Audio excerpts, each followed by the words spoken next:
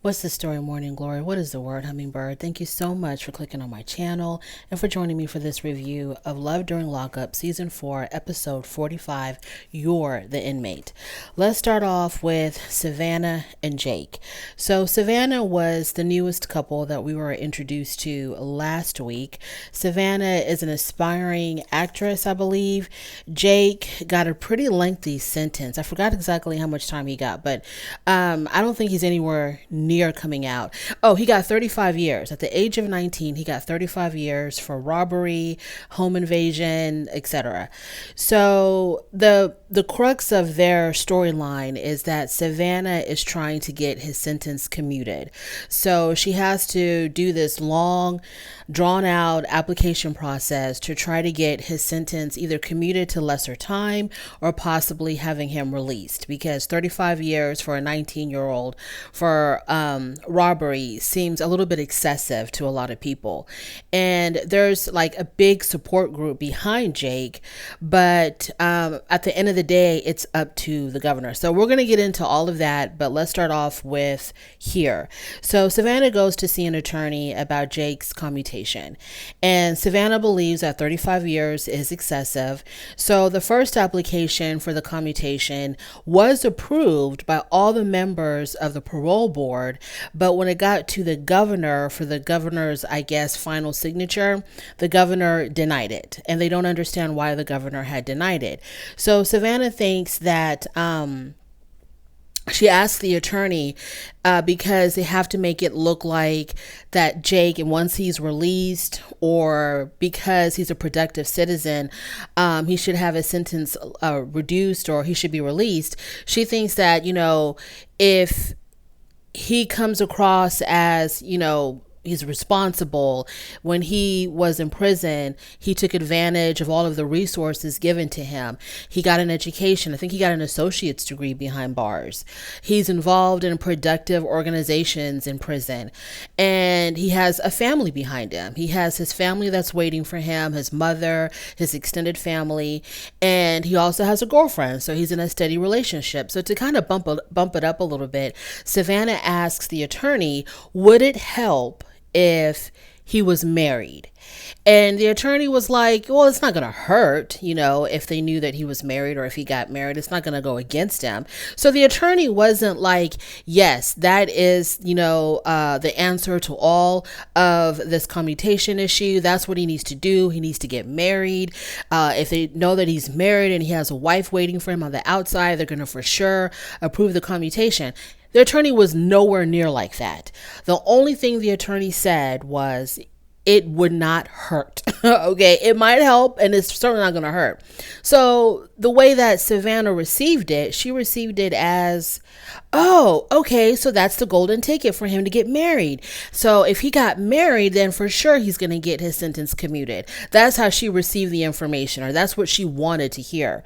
So now she's really excited about getting married, even though the attorney said it was not a guaranteed thing. It wasn't a for sure thing that it was going to help his commutation. So she cannot wait to get on the phone with Jake. So she gets on the phone with Jake, and she tells him, because he was anxious to hear like what happened with the attorney. And so she said, well, the attorney said if we got married, it's going to help you get your sentence commuted. And he was like, huh? And Savannah was like, yeah, if you got married, yeah, it's really going to help with the commutation. It's going to increase your chances to get your sentence commuted, because you're going to see that you have a wife, and you're in this, committed relationship, and, you have a family waiting for you on the outside, including a wife, blah, blah, blah. And so Jake was like, I am not trying to hear about that. He saw right through the BS. He was like, girl, what are you talking about? I want to hear the other things that the lawyer said that's going to help my commutation. I don't want to hear about no marriage, about no wedding. So he saw right through it. He knew that Savannah was trying to use this as a way to get married. That's all.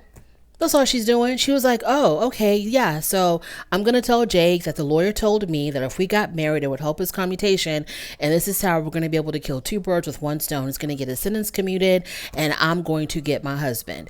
And Jake is like, I'm not falling for the okie doke, Savannah. Hell to the no. I don't want to hear nothing about that. He said, in fact, if you really want to help me with my commutation, I have a buddy of mine who, I don't know, I guess he's familiar with this process.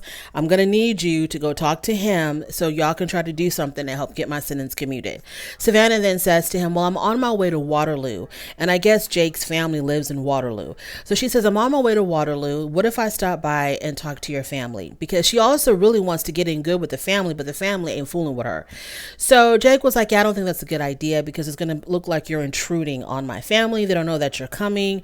So yeah, please don't do that. Just make arrangements to meet up with my friend and the two of y'all can get together and talk about my commutation. So he doesn't even want her to go see his family. I think Jake is really using Savannah. I think Jake is just using Savannah to get this sentence commuted.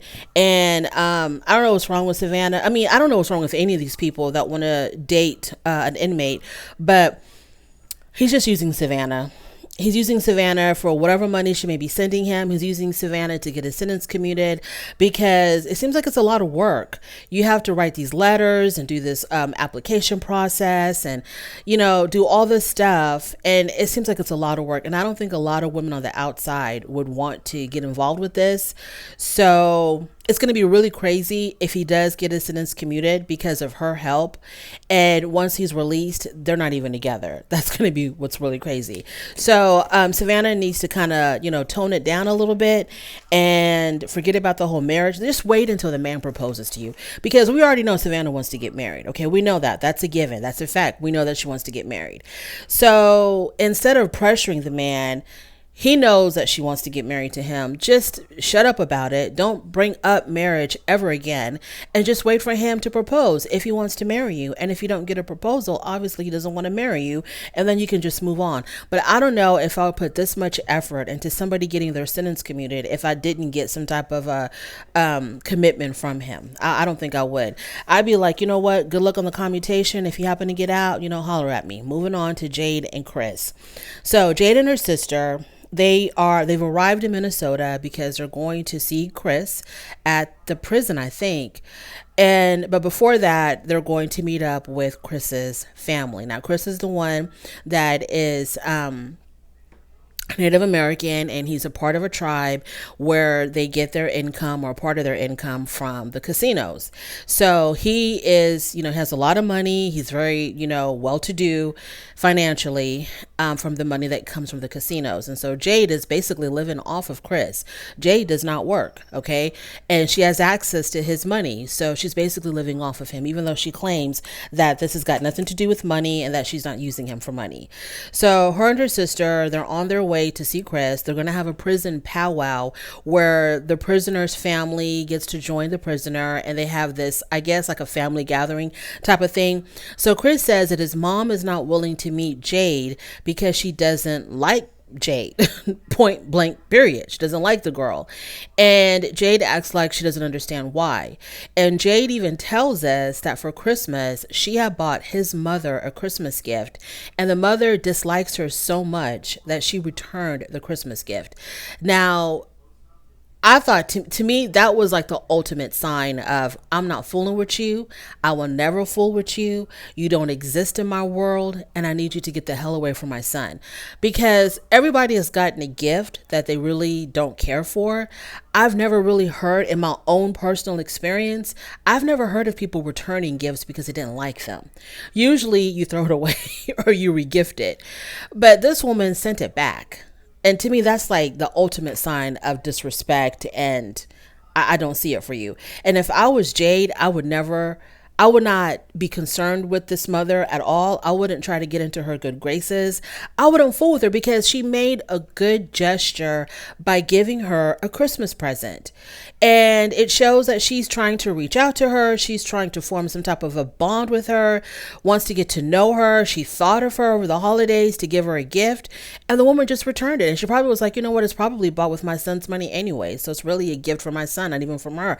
I don't know what the woman thought, but for her to return a Christmas gift, I thought that was just like, yeah, she cannot stand Jade. And so as Chris is telling Jade how, you know, my mom isn't going to be there to meet you because she just doesn't see it for you.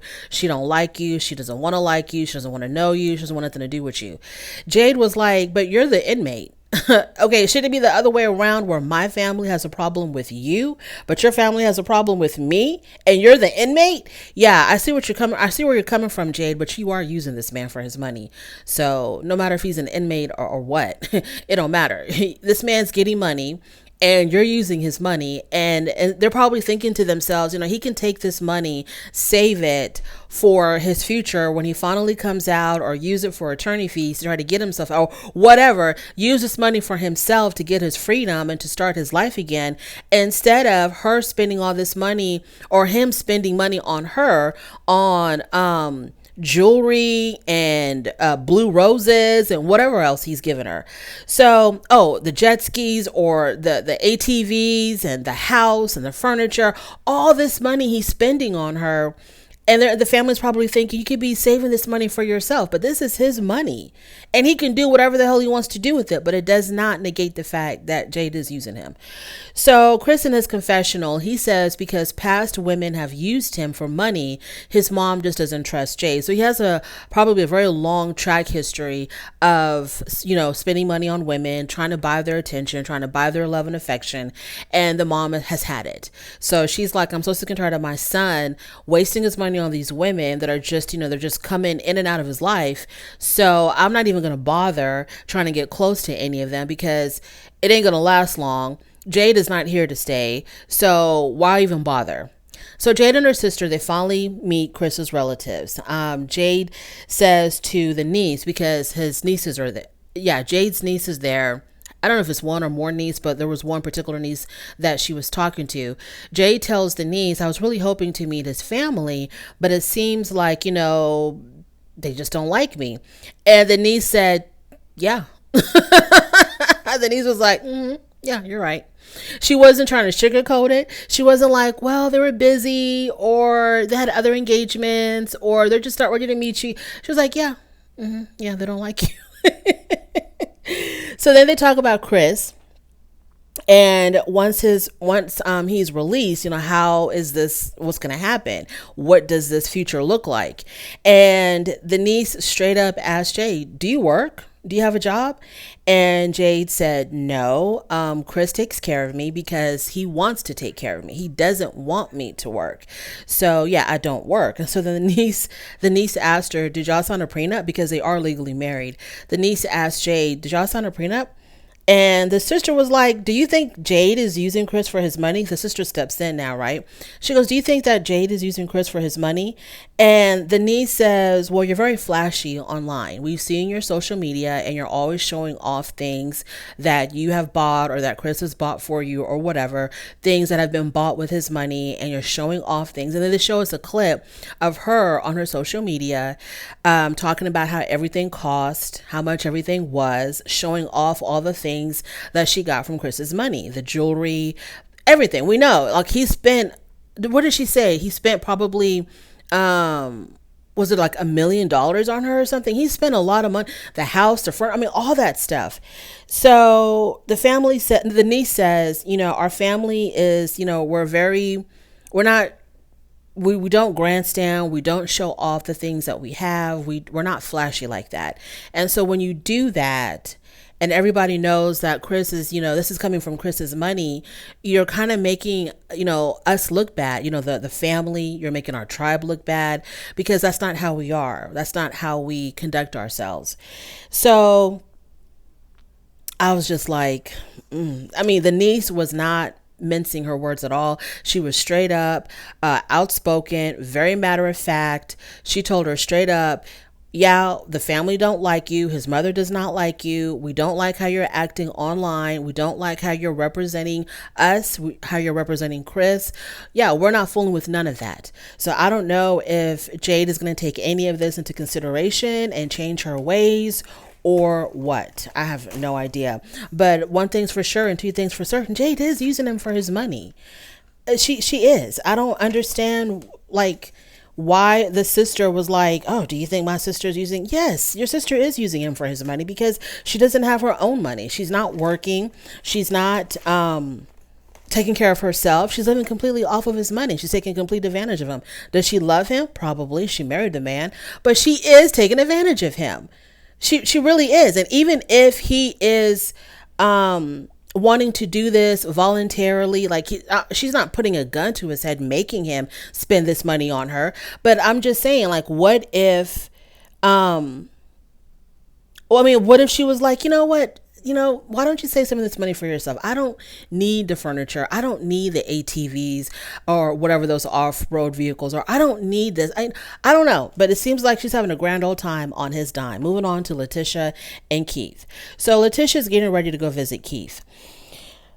Now, she calls him up and she tells him that the attorney had advised her that it's not a good idea for him to work with her in her accounting business.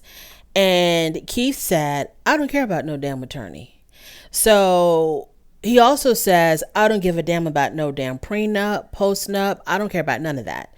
So she tries to convince him that, look, my attorney thinks it's a good idea. It's a way for us to protect our kids, for you to protect yourself, me to protect. And he was like, so basically you're making it seem like you're having some doubts about this relationship. If you want to do all this paperwork and all these contracts and whatever else, and you're listening to your attorney, he said, I don't go by that. I just live my life the way that I want to live my life. I do what I want to do. I don't go by what these attorneys are saying or the legality of this and the legality of that. I don't do that. So he goes, I'm beginning to have some serious second thoughts about this marriage to you because you're bringing all this stuff up to me and I don't fool with none of that. So she's like, okay. She's not going to do a post-nup. It seems like she's not going to make him do a post-nup. And I don't know how she's going to handle with him and the business, because I know she does not want him to work for her business after what the attorney had said.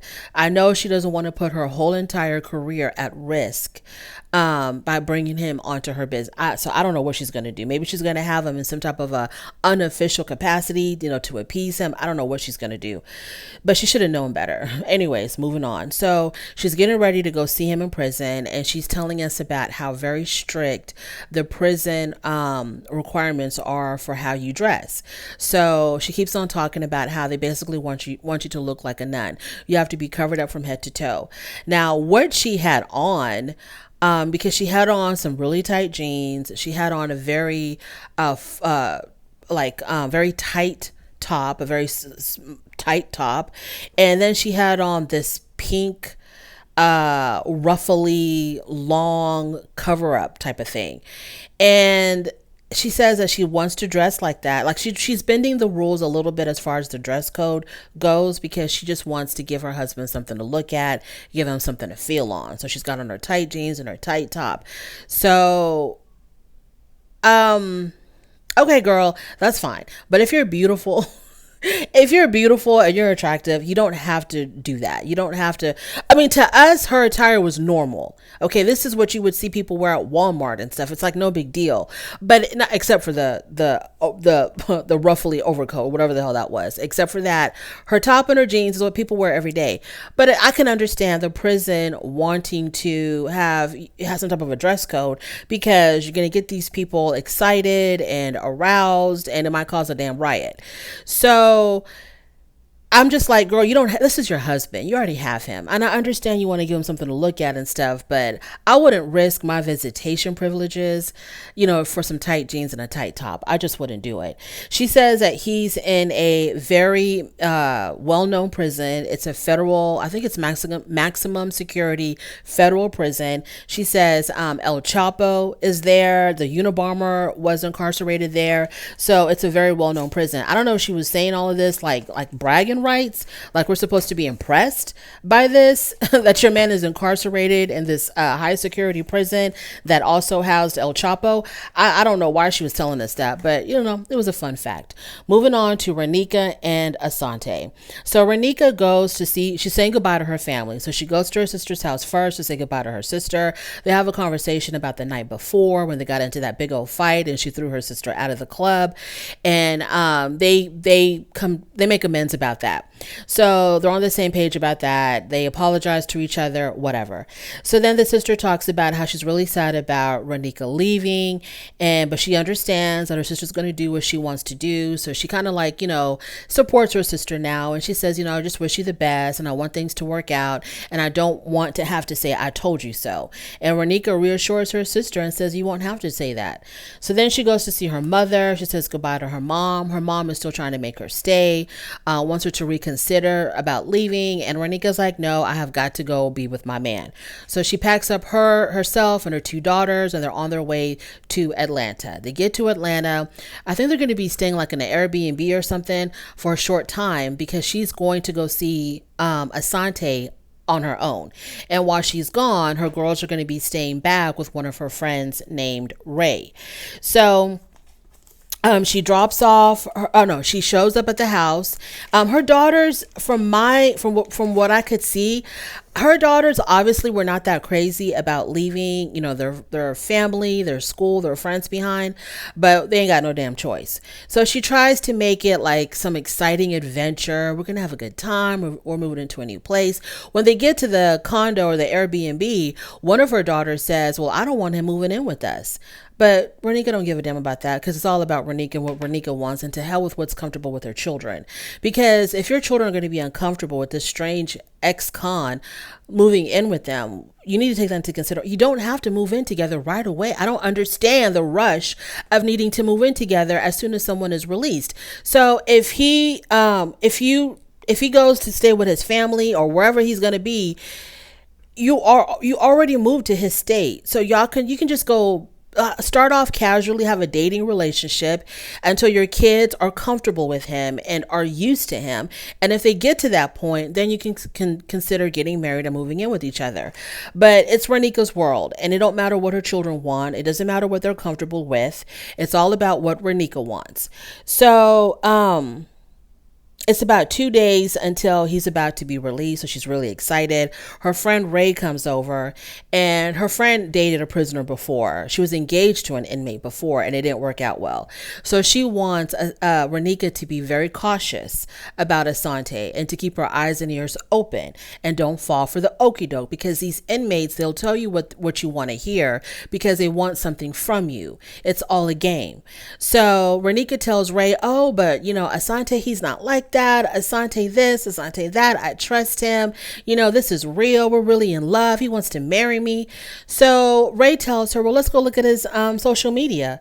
So they pull up his Instagram, and there's tons of women commenting on his page, leaving their phone numbers, leaving hearts and all kinds of stuff, right? So obviously, the block is hot with the females and all these females that want to be with him, or they're trying to get his attention. So then she calls Asante, and she's like, who are these women? Who you been talking to? Who are they? And he's like, what? Of course, he acts confused and befuddled and like, what are you talking? Girl, it's your life. You do what you want, but you do have you still have minor children that you need to take care of. Yes, they're teenagers. They're almost grown, but they're still minors. And you're going to bring this child. Okay, whatever. You do what you want, girl. But the proof is in the damn pudding, because do you not see what your friend is trying to show you, that he's got women coming out of the woodwork trying to be with him, and you think that you're the only one that he's communicating with? Moving on to Andy and Brittany. Now, my DVR began recording like 5 minutes after the show started, so I don't know what happened the first 5 minutes. But Andy and Brittany, the only thing that I saw of them was Andy driving on the freeway in the rain. I don't know if he was coming to Brittany or leaving Brittany. I don't know where he was going or where he was coming from. But something about how, I don't know, they're still talking about how he misled her on the type of relationship he had with his own children. And then her daughter, Gracie, is supposed to come see her, but she can only see her if Andy takes her there or something. So I was a little bit lost with the Andy and Brittany segment. I don't know exactly what's going on, but evidently, I guess he's going to be seeing Brittany at the prison. He has to bring her daughter with her. And she was telling him something about whatever issues you had with your own children, don't bring that on my kids. So I don't know what she was talking about, because girl, you keep talking about how this man misled you on being on the kind of father that he is, but you're not the world's best mother either. So y'all are basically even. So show each other grace and move forward. Thank you so much for joining me. I really do appreciate it. On your way out, please don't forget to rate the video if you like this content, subscribe to my channel, and I'll definitely talk to you later. Bye.